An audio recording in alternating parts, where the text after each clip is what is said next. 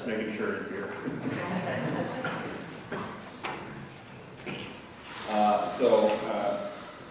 Like Charter said, I'm Brian McDonald. I'm very pleased to introduce our keynote speaker for this morning, Ryan Stimson. Ryan has written extensively on hockey analytics since 2013. He consulted for RIT's men's hockey team from 2015 and 2018 and coached the 14 and under team from 2017 to 2018. Ryan has published a book, Tape to Space, Redefining Modern Hockey Tactics, that I believe is available out here if you're interested. It is. Okay. And that book draws on insights gained from data analysis to optimize how teams should play hockey. So, without further ado, Ryan Stimson.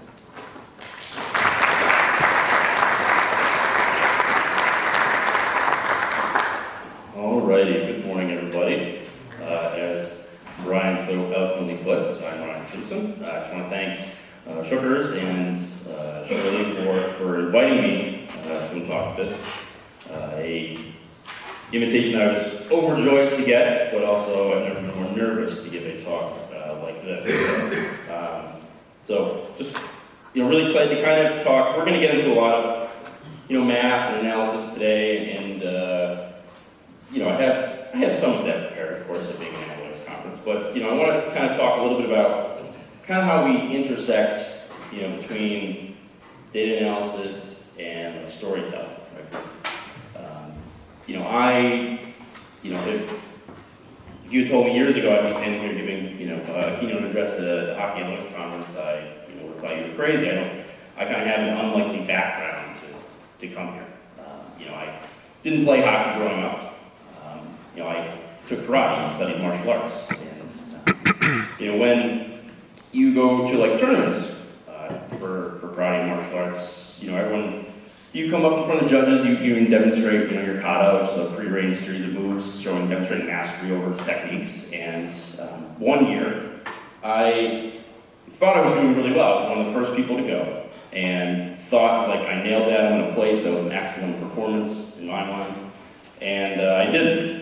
And so after, one of the judges came up to me and he's like, well, unfortunately, we kind of judge the early participants a little lower because we have to have room to improve when we judge them.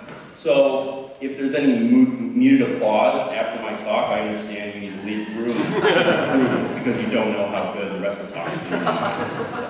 I'm giving you an easy out if you don't like this. But no, I'm very excited to come here to talk, but also very nervous and coming over the border. I was super excited, and they asked, do you have, and this is a tip here, an immigration tip. They asked you, do you have anything that you're going to leave here? And I said, well, I have some books that I might sell at a conference. And instantly, whoa, how many? How much are you charging? How much money do you expect to make? I'm like, oh, no. So, you have to pull over and go inside, and, they give you a whole thing and talk to you about what you're doing. And it's like, guys, so you're here for a hockey analytics conference to talk about a book you wrote. I said, yeah. It's like, what book? So I tell him a little bit about my book. I quote the Amazon page and you can buy it right here. And so he says, do you have a copy? I said, yeah, it's in my car. He's like, go get this. I need to see this. So I was like, okay. So I go out to the trunk of my car to get my book. I show it to him. He starts looking through the pages. And so I'm already kind of nervous giving this address. So he looks me dead in the eye and says, what qualifies you to write this book? Oh my. I said, I don't know if I can qualify. To be honest, I just thought it was a good idea and something that made sense. So he's flipping through, he's like, looking at some of the images, like, did you do this? I was like, yes. He's like, this is a pretty thick book. I was like, yes, there's a lot of pictures though. And then he flips back to the dedication, he's like, well, who was Rachel, Emily, and Natalie? I was like, it's my wife and daughter. So he's like, okay, that checks out. At this point, I don't know if he's just messing with me, if he's genuinely interested. He's like, so where's this conference on Carleton University? He's like, can I go? I'm like, good. So, I don't think he's here, but... And he's like, oh, sir, good luck, on your way. So, obviously it just adds to the anxiety of coming and speaking here. But really, the reason I'm here is really about the community. And I know we're going to have panels talk later about where the analytics community is, where it's going, interesting things that can be done in the future. But But really, one thing I just want to mention about the community is that it's tremendous, the support and encouragement you get from people, working on things, sharing work, just getting ideas from people. So I really just, before I get into this, I just want to thank all of you for just encouraging and talking to me and sharing my work over the years, because the community really is amazing how it lifts people up and supports each other. Okay, but now after the thanking, let's talk about how smart I am and why I'm here. So I'm here, Chucker's invited me to talk about my book, among other things. As Brian mentioned, it's called Take the Space, and it's basically, this idea of storytelling through sport. I mean, all of us are unhealthily obsessed with sports. Otherwise, why would we spend time collecting data, analyzing, and building models for sports, right? I know everyone's kind of looking in shame like, yes, that's me, yes. I'm Ryan, and I have a problem addicted to sports, but when you think about it, sports are, really, it's this, in a way, it's a lot of people's, they treat it almost like a religion, right? It's people gather in a place, worship in an arena, they cheer and they don certain attire, and I think you can see a couple jerseys up here today. There he is right there. Of course, it's a Leafs jersey, so no one cares, but, so, they lost the last night, right? Yeah, okay. But really, people chant, and this is especially popular if you're a soccer fan, people organically come up with songs and chants, and they're trying to kind of will these players to this achievement, right? This kind of perfection of human movement and accomplishment and skill, right? So in a way, it's kind of like chasing sublime accomplishment. And so I think I was driving up here yesterday, and I started thinking about how analytics is kind of like the evidence-based pursuit of the sublime, right? We are not, most of us are not equipped to compete in pro sports. So a lot of what I think analytics, this evidence-based approach to decision-making, to analysis, to strategy, is really about outsmarting the other team, outsmarting the opposition, outsmarting the team's front office, for a season, a game, a playoff series, right? And so when I started dabbling in analytics, it really just kind of began from a place of, I think Patrick Elias is underrated, and I'm going to go prove it. Because there was no passing data for hockey. And as a fan of soccer analytics, just immensely, and there's so much data and information for soccer, there has been for a while, and how teams could just study how teams move the ball, right? How they react to certain movements, how they move players, like which players are facilitating and unlocking the defensive, right? We just didn't have that for hockey, so the original research for this book started, 6 years ago in just collecting passes, data on, whose passes led to shots, which players are generating more offense than not. I didn't know what it was going to turn into. I didn't know what I was going to do with all the data. I didn't know if it was going to go anywhere. My wife looked at me, she's like, "What are you doing?" I was like, "I just need a hobby." So, yeah. And so here we are, 6 years later from a hobby. But really what kind of kept it going was the overwhelming support that I got from the community, and people were like, "Hey, this is cool, we want to help out," right? And so, it became this hobby, but like this part-time project manager role, kind of managing all these people, showing them how to, track data, quality controlling their work, and, unfortunately telling someone, "No, we're not going to use you for this." But, most people would be, I think even some people here have helped out probably in the past, but again, I would not be here without all the efforts of so many people that contributed and just wanted to make, enter a few pieces of information into spreadsheets while watching hockey. So, so again, so if you're one of those and you're watching this or here today, thank you very much. It's a great feeling to kind of have analysis and insights in hockey entirely community-driven, right? It's awesome to be able to prove things about the game or learn new things about players and teams just from, hobbies, essentially, right? And so now, your methods become more elevated and you understand more about the game and how we can apply it. And, the evolution of what became known as the Passing Project, which I never named it that, but I guess it makes sense, became much more tactical, and how we can use data analysis to learn about teams. And I was at when the draft was held in Buffalo in 2016, I was at a coaching conference. They hold this the day before the draft every year, where it was taking place. And I watched Davis Payne, who was then an assistant with the LA Kings, give a talk on how teams create offenses. So this was based after their playoff series with the San Jose Sharks the prior year in the playoffs, and it was all about offense, how teams move the puck low to high, and several examples from the Kings, and how teams work the puck down low, lots of work done by the San Jose Sharks. And there kind of like a light bulb went off for me, because with the way we collected data, we could analyze those specific passages of play. And so ever since then, it's just kind of been nonstop, like how we can use data to glean insights into how teams play and which methods are preferable, right? That's something I think teams should do more of, is work the puck down low and not work the puck to the point, but I digress. But that might come up again. And so, but I also knew that I was really ill-equipped mentally to, don't tweet that, but ill-equipped from a domain knowledge perspective, right? Like I have this analysis, I have this data, I really want to get into this, but like what's the best way to kind of understand hockey? So if you can take your data and then combine it with domain knowledge, I think you can really kind of make some actionable data presented to coaches, players.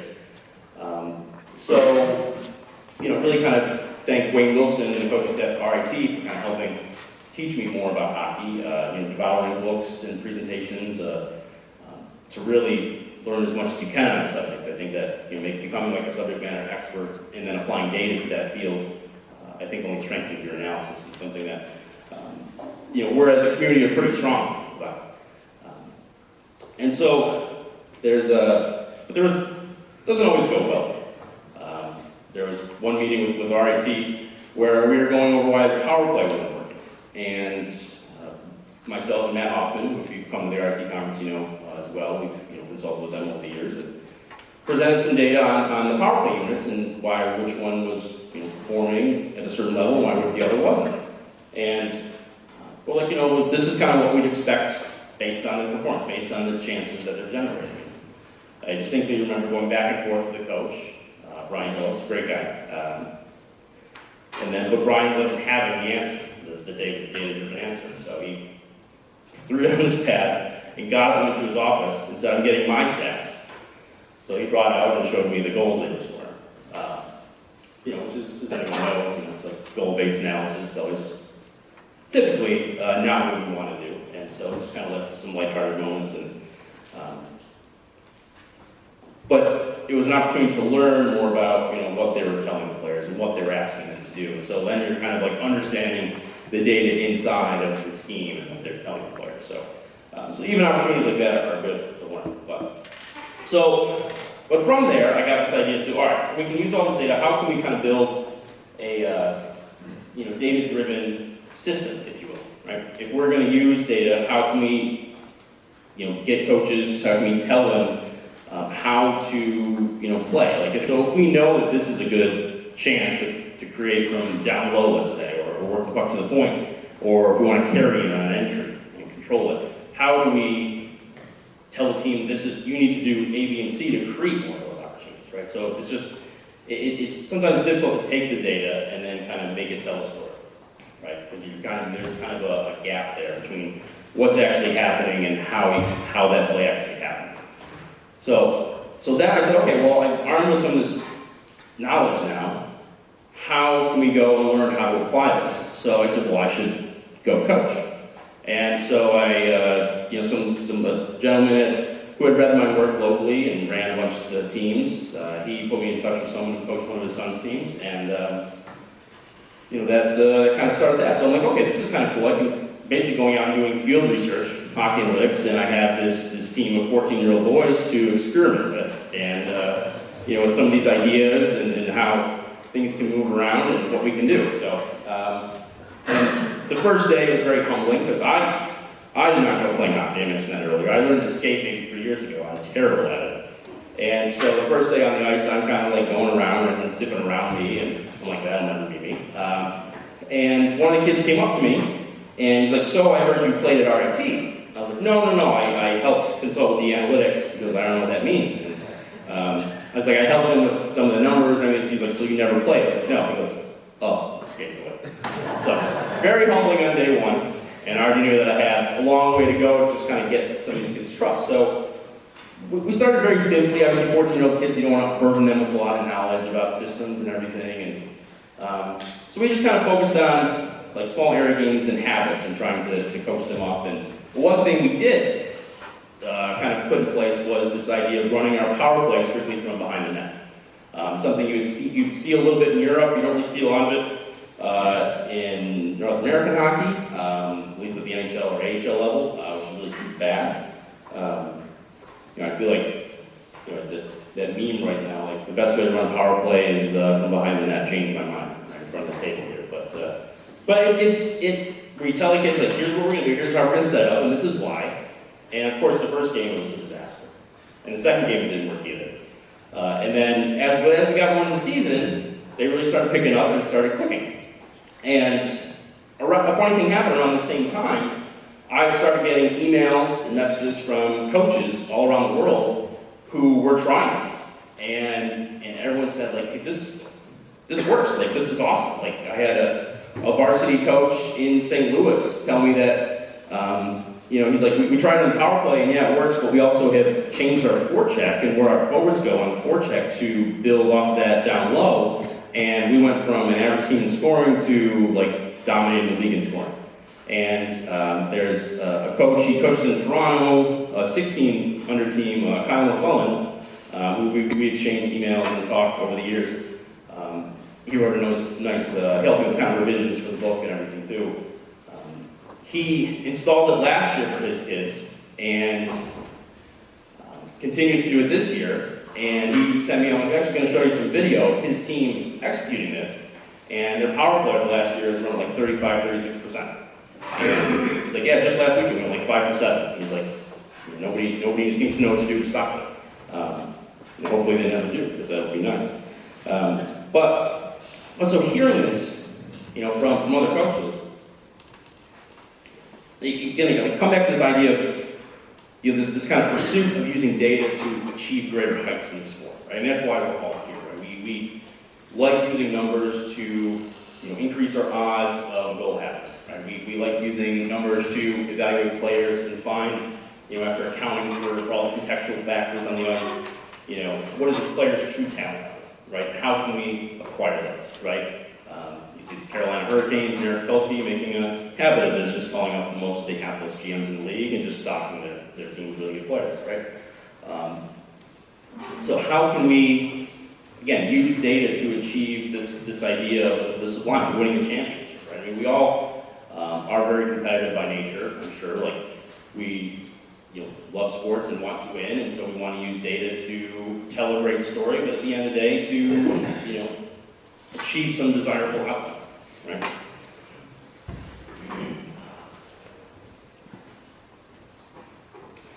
So, I'm going to get into the clips in a little bit. We're doing good on time, I'm sure. Yeah, good. So, but again, like this idea of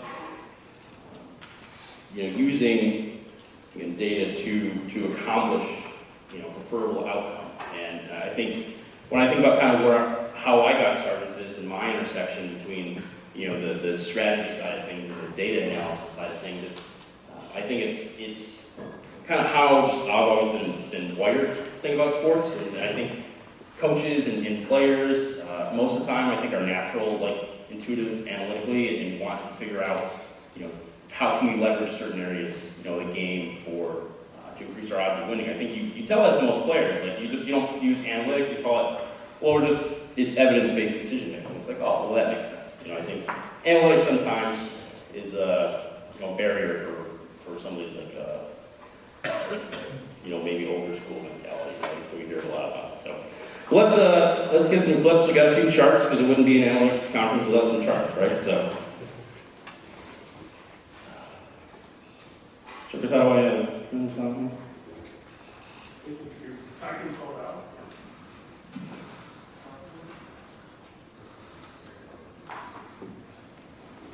Oh, okay. Oh, there we go. Okay. So I decided to show some clips, show some charts. This idea of applying this basically what became. Oh, thank you. Cool. Taking data analysis or taking data on something as simple as where teams move the puck, right, on the power play, and basically working to understand. Because there's lots of different ways a shot can be created. But understanding, simply by moving the puck to a certain area, what does that do to the defensive team? How can we use data to understand how we manipulate the other team and get them to go where we want them to? Essentially, how are we leveraging field position on the ice? Right? If there are certain areas of the ice that can simply do more work for you, we should spend more time there. So some of this data is from actually a project I did last year. I was writing for the Athletic and writing about the Sabres. Which I still don't understand why I did that. Basically, looking at where they pass the puck, where shots are created from on the power play. And so basically, in the power play, you typically have someone at the point, someone in the slot, someone on either wall, and someone down low, like below the tops of the face-off circles. And so what we're looking at here is basically the average shot distance by region, right? So if a pass comes from a certain area, just simply by having the puck in a certain area, you're shooting closer to the net, right? And so that's something in anybody's expected goals model. The distance between shot and the goal is always a big factor, right? So okay, let's back that up. How can we shoot from closer to the net, right? So again, we're using this idea of data to kind of gain insight into how we do something, right? So it's not just like, well, just shoot closer to the net. Okay, well, how do we do that? Okay, well, let's take it one step further. Let's make it a little bit more actionable, right? Again, we're kind of telling a story here. So this is now becoming isolated event data on power play. This is now a story and a coaching plan for making something happen, if you will, right? So, I think I need to play this here, though. All right, so this is, there's a couple clips here. This is Kyle's team. Right, so this, maybe not. Oh, wait, there we go. Wait, no, it's playing here, but not there. You're like, yeah, I know, man. Okay, just click up here. Okay, there we go. All right, so Kyle's team is in red. And so what we're going to see here is, oh, I thought that was just blue. I guess not. Okay. So we'll just play it under it a couple times. So we're going to see kind of how you work the puck down low, like watch like what it does to defense, right? I mean, nobody's kind of watching the player kind of skate to the slot, right? So again, it's there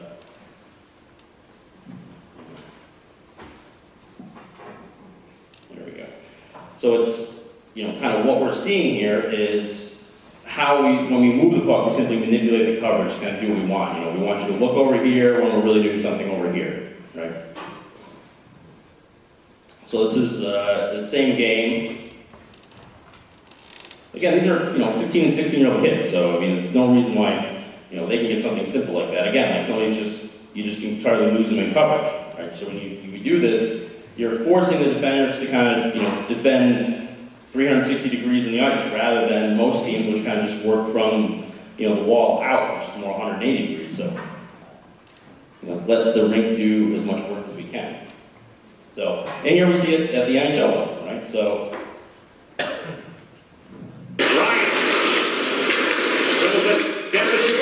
sorry about that. I thought that was muted. I apologize. But hey, it's an Ottawa clip, right? When they were good, maybe. But see, same thing here at the NHL level, right? I mean, players are just watching, literally watching. That guy knows it. That put his hand up. Yeah, everyone's good position, and then once you circle around, switch fields, switch sides of the ice, and what's up? It's incredibly simple. Why don't teams do more of this?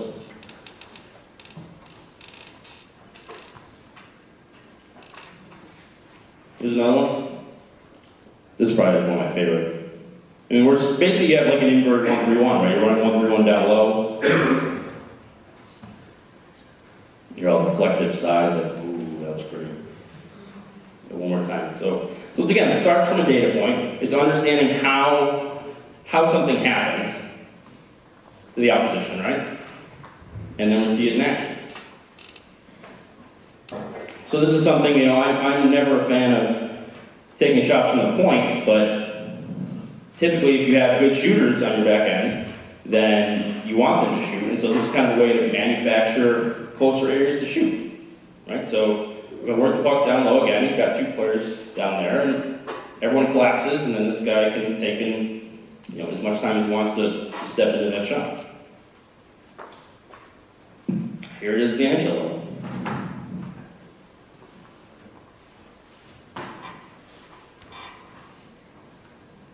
Got a Blue Jackets for you, clip for you, Allison. So that's a good initial shot. You know, if that's a right-handed shot there, they probably put it off the rebound, but everyone collapses and there we go. Easy peasy, right? This one's great because it's I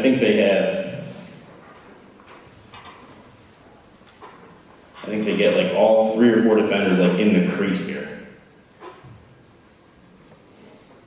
Watch the blue jerseys.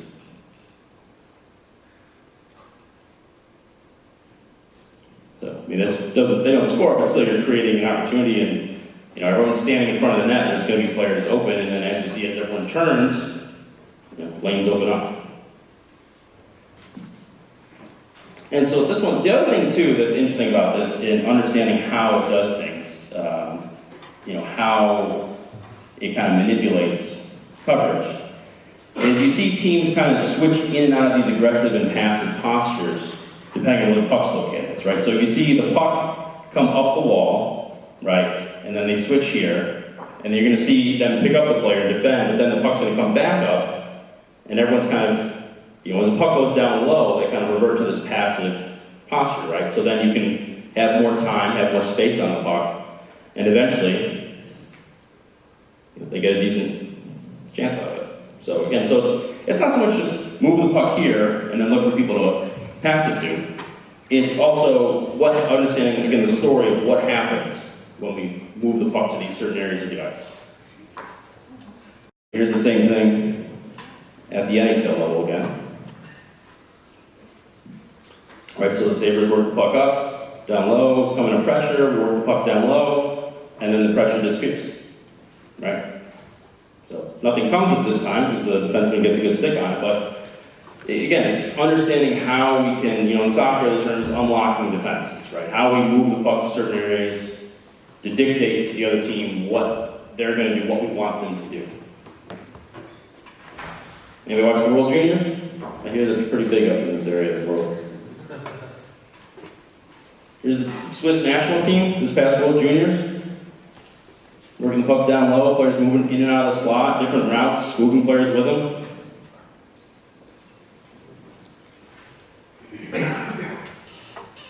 It becomes a nightmare to defend because you have players trying to keep track of everybody. We have players back skating through the slot, another moving over, moving across the face of another player, and then that player that back skated through originally then starts his route from the top again and is wide open. Right? 23 there just comes through. So now he's circling back, reloading, coming right back down.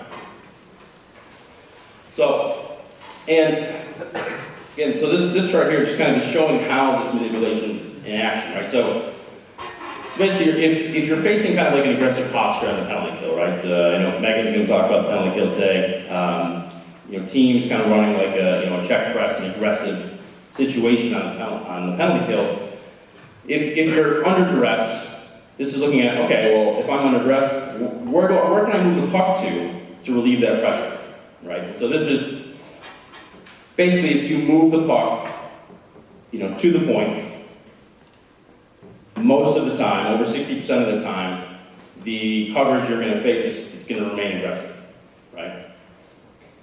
If you move the puck, you know, down low, then you see kind of a substantial drop in the coverage of the next action. Right? So that's kind of what we're looking at here. Is when we're facing an aggressive posture on the penalty kill, how do we want to get out? How do we want to escape that pressure? Right? So you know, if you ever come to the RT and play in our pickup games, you know, Scott Cullen was a hell of a university player. I'm sure you'd like to have more time in the puck and space to, you know, razzle dazzle everybody and skate through everybody. But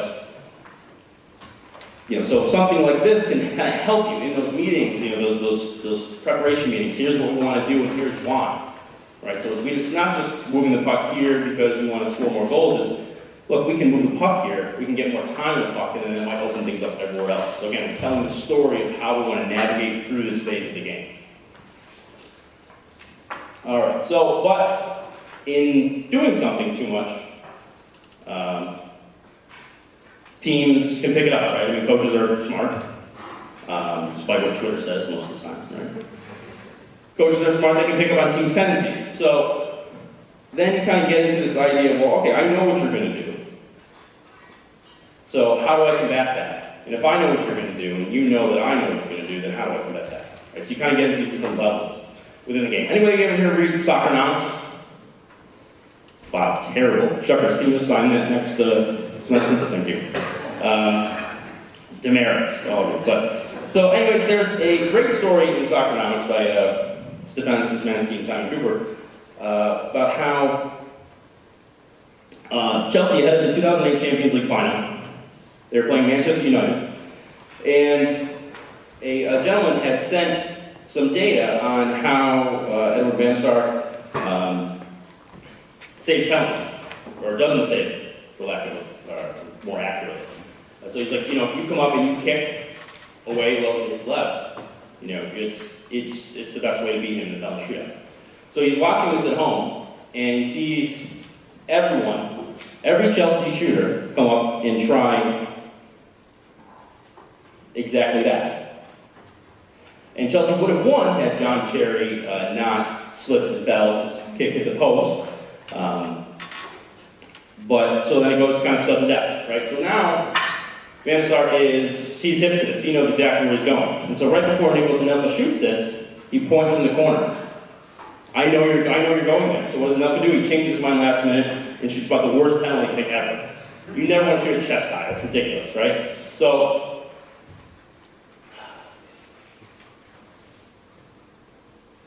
again, I mean, right there. Oh, Jesus. Sorry. Anyways, yeah, so right when he points in the corner, now he's telling us, like, I know you're going there. And Anelka's like, he knows that I know that he knows where I'm going with this ball. Right? So, if we think about this, okay, run your power play from down low. So teams eventually are going to get hip to that.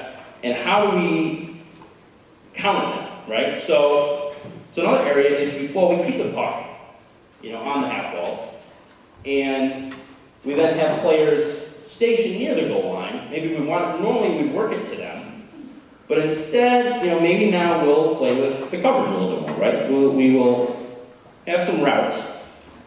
Watch Crosby go out of the net. He'll start at the goal line, then he'll run around through the slot. And of course, players react to this, and then Malkin kind of shifts a little lower, and then that manufactures a shooting lane. And Crosby's one of the best down-low players in the world, and I mean, as we saw last night at the bar, I mean, Alex Ovechkin has been shooting the same spot in the power play since he came in the league, and teams can't figure out how to stop it. So sometimes good players are just going to accomplish that. But again, so it's this idea of always kind of reacting to even your own innovations. Right, staying ahead of some of the opposition, what they're doing. So we want to have that ready, that in our bag to, we don't want the story to be, well, we tried this new power play, and then ultimately teams figure it out. So no, it comes back to, again, how can we use data to tell a new story? How can we use it to provide new actionable data and stay ahead of the curve, right?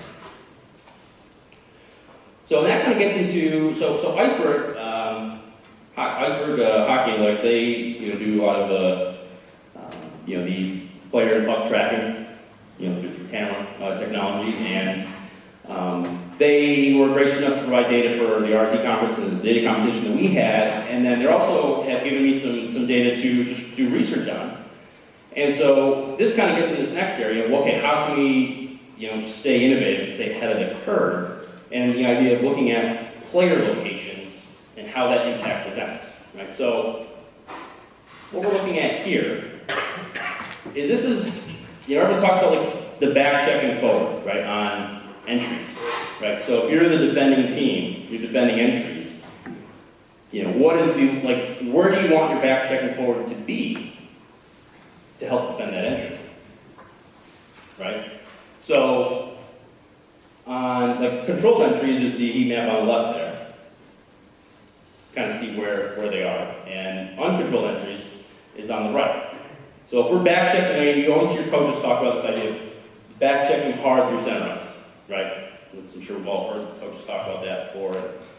And it's like, okay, well, looking at, and this is a sample size of about 75 games or so. So again, certainly not authoritative on the matter.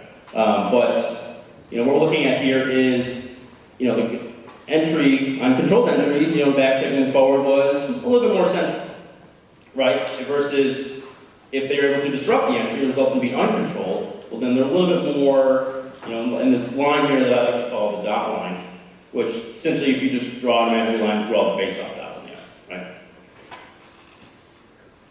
And we're going to see that again here too, because this is the positioning of the play side back, play side defensive, if you will. On controlled entries, you see them a little bit more central, right? And on uncontrolled entries, you see them again, kind of mirroring either side of the ice on this dot line, this landmark on the ice.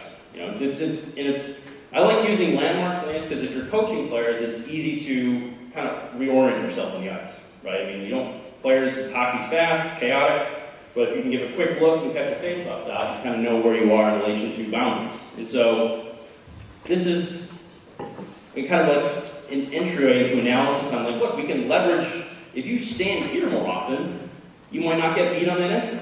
And so that can then become part of your coaching strategy. Again, we're using actionable data analysis to tell a story about how we improved our players, our team on defending entries. And maybe that results in a couple more possessions every game and adds up to several hundred over the course of a season. Right? Often maybe suggesting, when you start your stride and you're gapping up on an entry, maybe just kind of reorient yourself like this. So I think that's kind of where we're going next, and I hope to do more on that in the future. I believe I'm just about out of time here, so again, thank you to Shuckers, to Shirley, to everyone here. Again, my name is Ryan Stimson. I have copies of my book outside if you'd like to purchase one. It's cheaper online. It's $20. Doesn't matter what currency, let's just make it easy. And thank you all very much for your time. We're going to have a great slate today of talks. And yes, I am finished.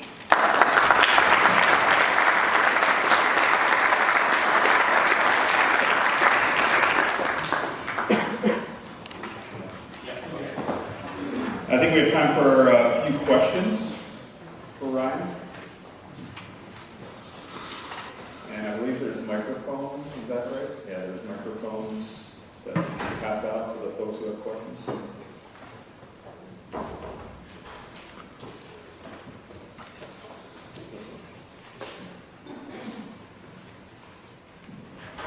Hey, so you talked a lot about the kind of optimal offensive positions to play on the power play. Have you developed a similar defensive positions to stop teams from doing the same thing that you want to do to them?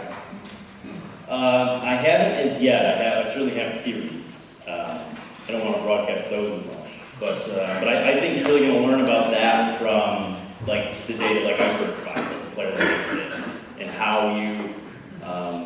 Are there certain positions where you're more likely to close down or deny a shooter, right? Is there an optimal distance to stand away from the shooter to deter a passing or coming down, right? So, defense is just so hard because you're measuring the absence of something, and I think that, we still, that kind of data, I think, will be our best ticket to answer that. Yeah, I don't think I've got enough voice. So this is really interesting, but it strikes me that's even a little bit more interesting, at least from my perspective, is how do the elite players figure this out without looking at the analytics? So some players in the past have set up back there and achieved quite good success. So I think, and this is probably what I'm shocked at, but I think, a lot of insights we've made in the analyst community, they're very intuitive, right? I mean, Hockey Analytics is built on the idea that you should shoot more than the other team. So I think certain players understand, there was I think it was Joe Smith that covers the Lightning for The Athletic, right? I think he did a piece interviewing Kucherov, talking about goal scoring a couple years ago, and Kucherov was kind of narrating his play and how he was like racing into the zone in the entry, and then kind of changed his skating path because he saw it would kind of throw off the defensive by him a little bit more time. So I think if you get in the minds of some players, they intuitively understand how to leverage things like this. I just think if you present it like this, then you encourage more of that. And so, I think anytime you can provide a sound, evidence-based approach to a player's intuition, I think that's always a good thing.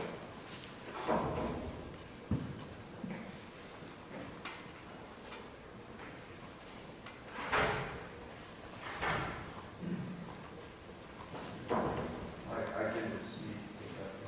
Have you looked at the mid-lane drive on the 3-on-2?